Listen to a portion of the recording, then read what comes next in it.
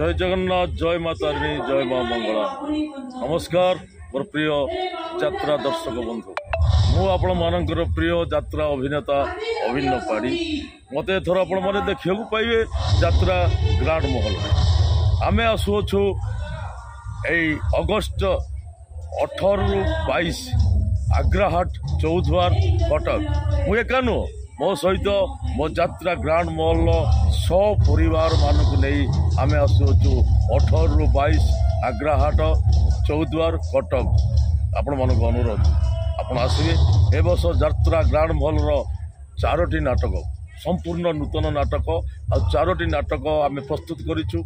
4टी नाटक देखिबार सुजोग नेबे निश्चित आपण मानक मन को छुईब एवं 4टी जाक नाटकर भिन्न भिन्न कहानी रचना होती निश्चित आपण मानक भल लगे।